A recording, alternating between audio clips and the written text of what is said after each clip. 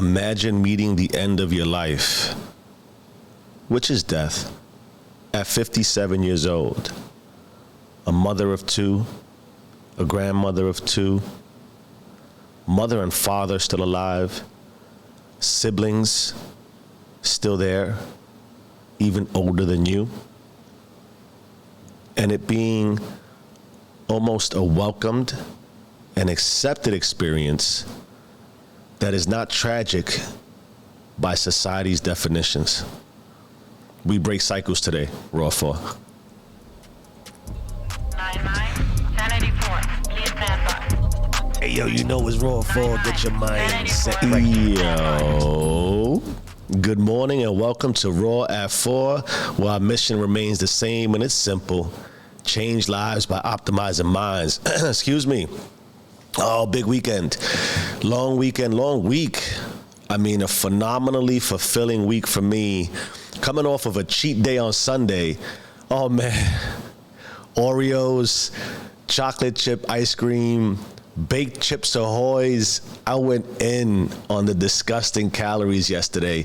I also traveled to the Bronx, the South Bronx, which is where I was raised, this weekend. Took my daughter and my wife with me, not my son. My son was ill.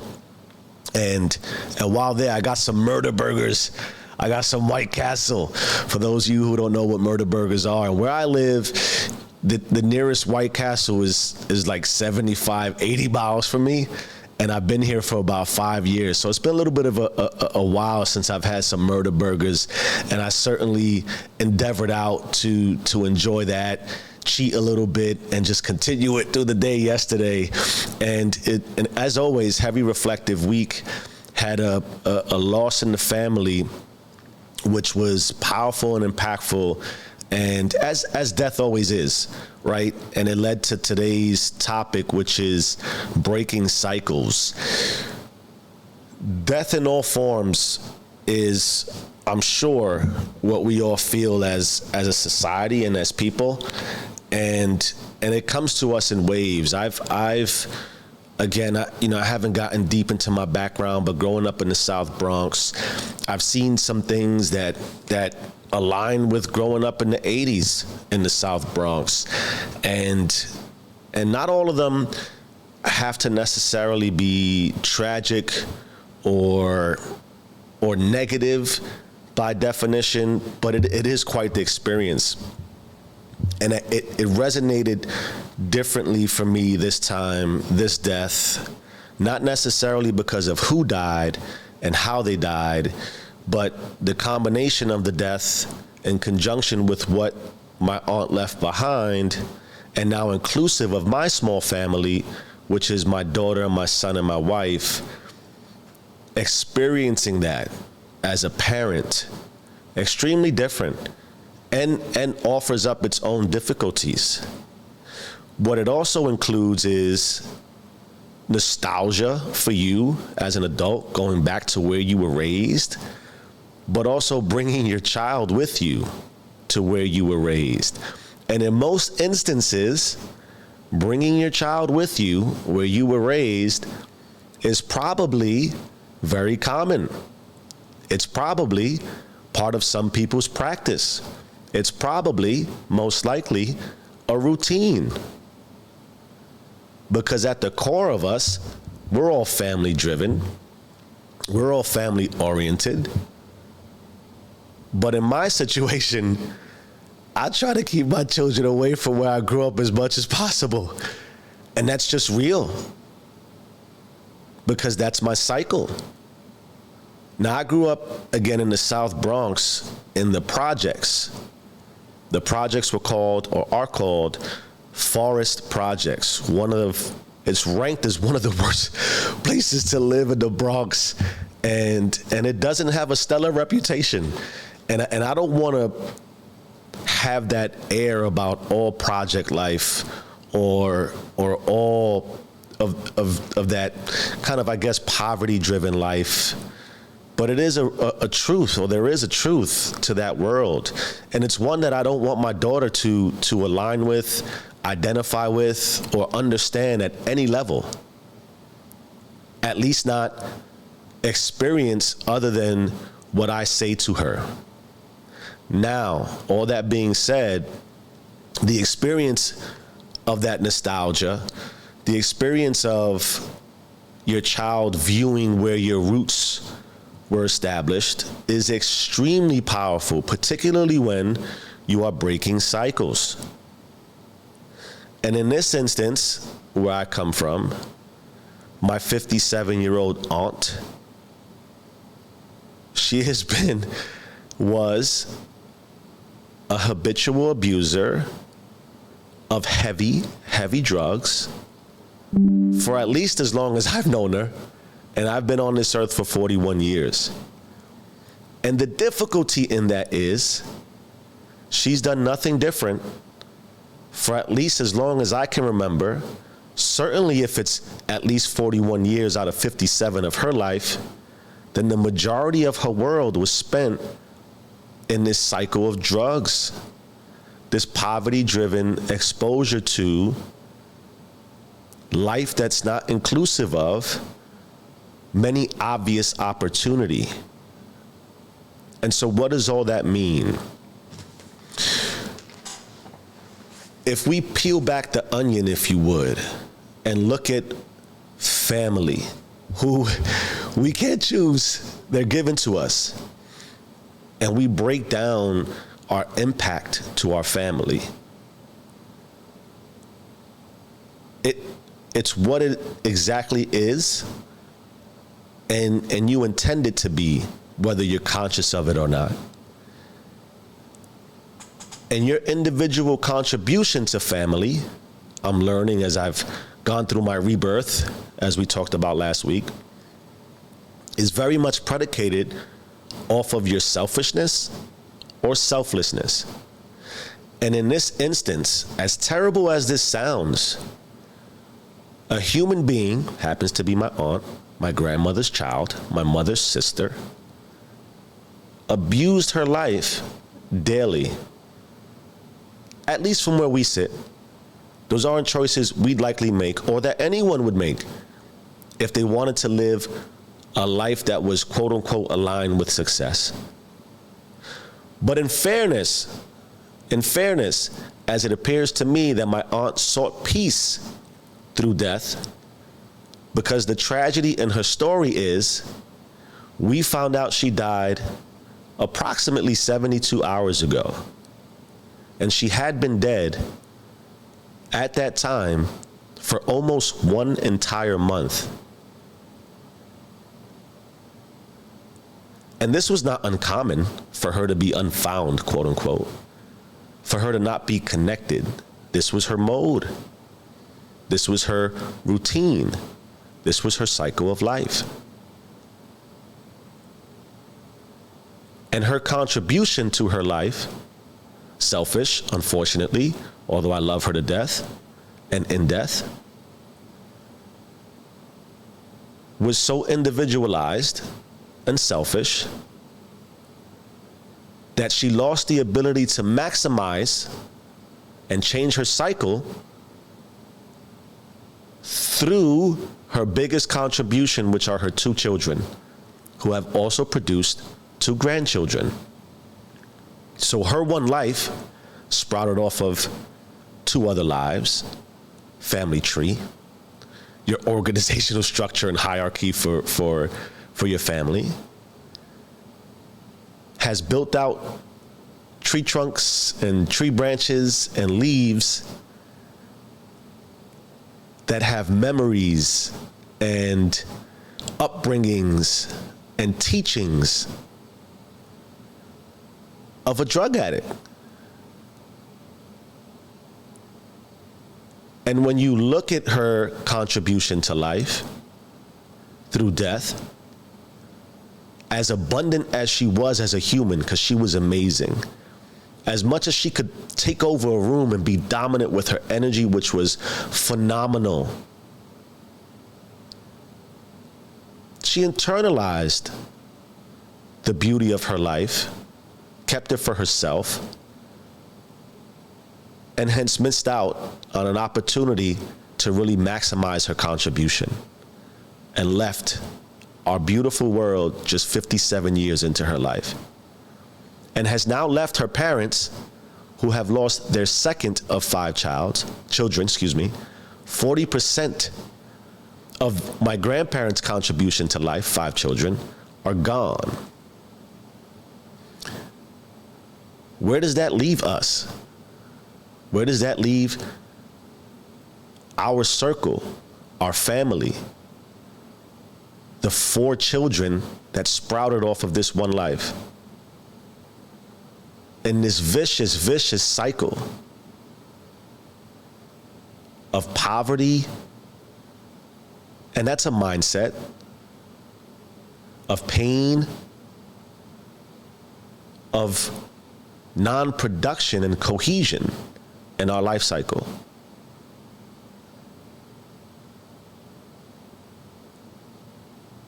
It's a difficult, powerful,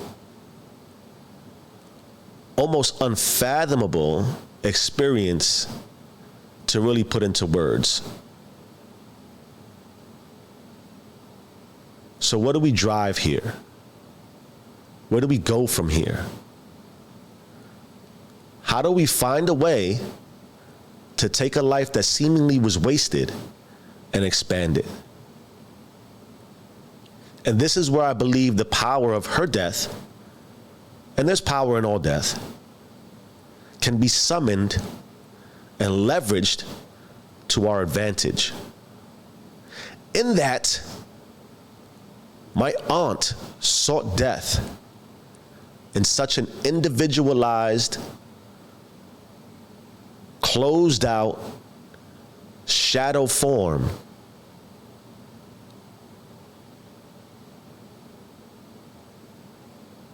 it offers up the possibility to change cycles, but only if we're conscious and intentional and deliberate about it. How do we do that? Self-value? What do we bring to the equation? What do we bring of ourselves to our family circles? As we look to expand ourselves, how can we contribute at the most highest of levels? How do I walk in a room the way my aunt used to and contribute positively? It's not through material. It's not through successes that you might document and put up on a screen that have a monetary value. Although I love my Gucci shoes still. I wore those last week to the biggest presentation of my life. The cycle of life, the momentum swings. What do we do to contribute through death? When we have an opportunity to reflect and reassess our contribution to self, that self-dominance and that the maximization, I think that's a word, or maximizing and optimizing yourself can be the biggest contributing factor to your success in life. My point that I really want to drive is that we and you and I have an immense and elaborate and profound opportunity to impact life and break cycles, regardless of what your background is, regardless of what you're doing today, regardless of where you've come from, if you just choose to.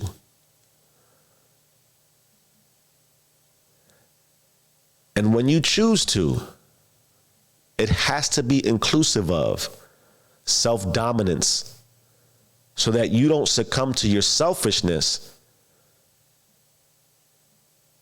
so that you don't succumb to your ego, so that you don't succumb to just fulfilling you for you, but you expand you, so that if you only go 57 years, But your biggest contribution is that 4 lives sprouted from your one. How do you ensure they don't fall into your cycle, particularly if you know for a fucking fact it's not a cycle anyone belongs in as far as positivity and contribution at a high level to life is concerned? And it starts with the realization that your cycle may not be one that you ever want to expose into what you sprout out, into what you build, into what you are trying to maximize. And there's nothing wrong with that. We have to first understand how we got to where we are in the current moment. And that is inclusive of our cyclical, family, hierarchical contribution to life. Where did it start? Why are you still there? It is fascinating to me. One of the most profound things that happened as we pulled up, let me take you through this. My aunt dies. The story of it starts to filter in, and you get all these thoughts of what might have transpired. There's some gaps. We're going backwards into when was she last seen? Who did she last speak to? Do we know where her head was at? All these things. And I see it as a way to move away from the truth, of where you are in the current moment, which is common. We want to avoid how we feel right now. We want to find excuses to how we got to this conclusion. We knew this was coming. We knew what it was. We've seen it. It was egregious. It was flagrant. She disrespected life. And life at some point said, all right, you've had enough. You're gone. Knowing all this, we pull up to the projects. Daughter's in the back. My mom's in the back. My wife actually drove. And where we live now is country, suburban, hours and hours and miles away from this previous life. Population of where we currently are, 19,000. I feel like in the projects, there's like 25,000 people on each floor. It just feels really, really tight and cluttered. We go from houses and single family homes to very, very, very tall stacked buildings. 14 floors where I'm from. And there's a plethora of buildings just everywhere, one behind the other, right? And just stacked in. When we get there, it's dark. And there's never any parking, ever, or at least none close to the building. So you park wherever you can. In this instance, we were blocks and blocks away. And as we're going around just looking for parking, my daughter is like stunned. Where are we? What is this? Why is this so dark? It's no darker than it is when we're here.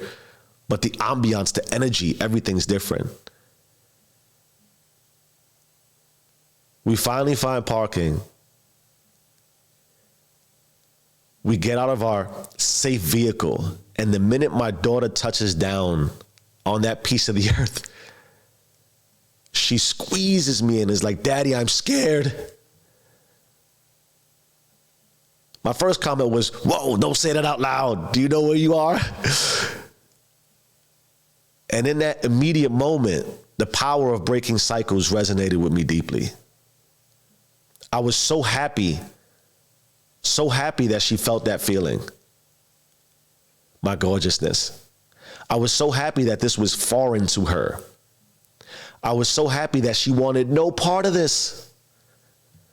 And I say that with no prejudice, no hate, no. It's almost just an indifference. I have no feeling about it other than that's not where you go and stay to raise successful people. You don't. The mindset there is broken, it's fractured, it's drugged up. It's intense for all the wrong reasons.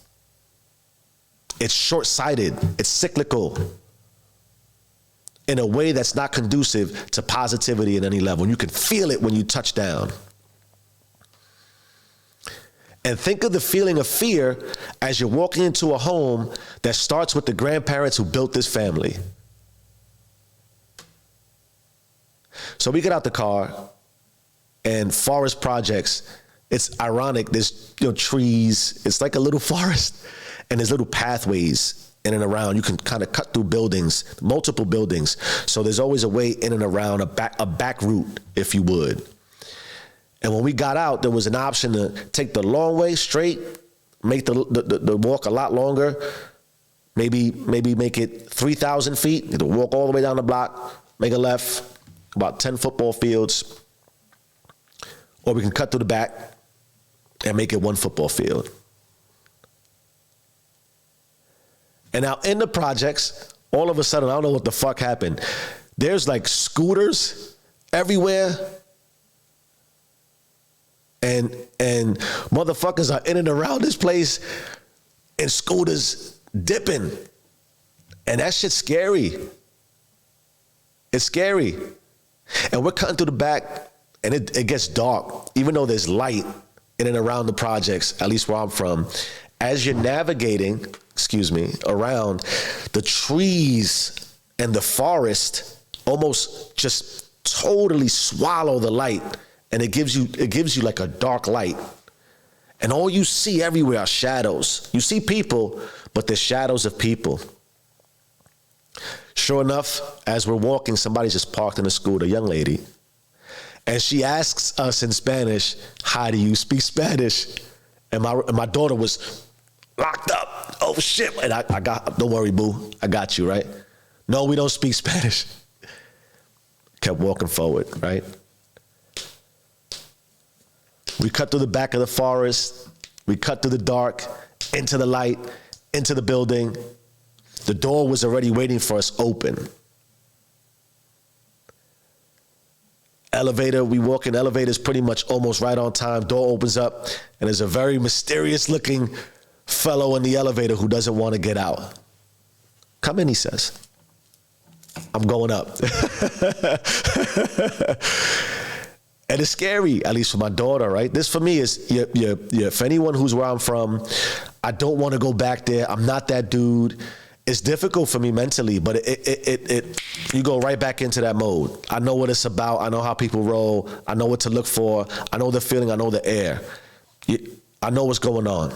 We get in the elevator, and I stand right across from this motherfucker because, and then we're not grilling each other. We're not getting crazy, but I want to make my presence known. My family holds off to the side. Take the elevator up, get to the 8th floor, cut around the corner, and we approach my grandmother's door. And my daughter's like, "What is this, Daddy?" And my only response was home. This is home, baby. This is where we're from. And inside this fractured, broken, distorted home where 40% of daughters' lives for two people who came together years and years and years ago have been taken. For all the dark, for all the pain and sorrow, the door opens with immense and powerful love. Because we're family. Because we're family. And because that's home for everybody. But in this home are parents who are trying to cope and understand and come to current consciousness of how could this be? Because while they know their daughters have died and their other daughters are there to lend support, there are other children, other siblings, other cousins who are entrenched in this cycle almost unwillingly, because they've lost consciousness, because they've lost sight of the possibilities of potential, the possibilities of expansion, of self, of allowing you to be the best version of you, not just for you, but for the power of what really matters most, your family. It's almost as if as much love as is in this house and in this apartment is also the air and the fear of death in life.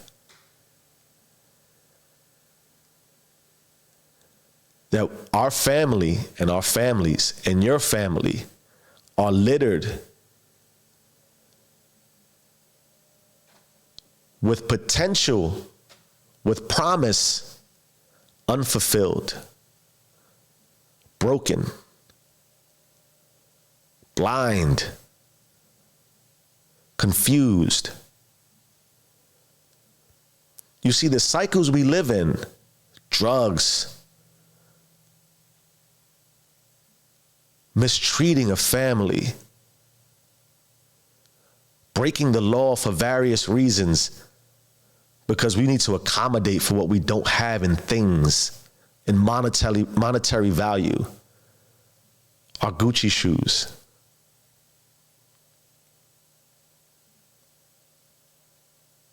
Our inability to conquer ourselves, to be conscious and have oneness and unity within ourselves, our fear, our anxiety, our depression limits self, contributes to fractured cycles.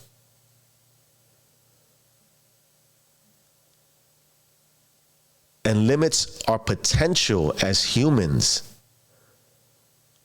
to have a profound and expansive impact in a world filled with almost 8 billion people.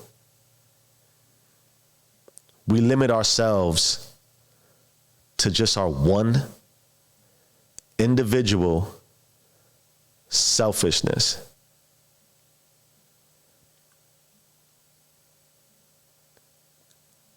I broke my cycle. I am continuing to break my cycle. I have learned that my oneness, my consciousness, my internal unity is so profound that when I now enter a room, particularly with my wife and my family, I inject an energy of potential, of endless possibility, and of proven discipline that success through life is what you value within yourself. And if you don't value yourself enough to submit to the universe that you will contribute and expand your life, not by what you do, but what you encourage others to do, beginning with your family you didn't choose, your family that frustrates you, your family that you can't stand being around.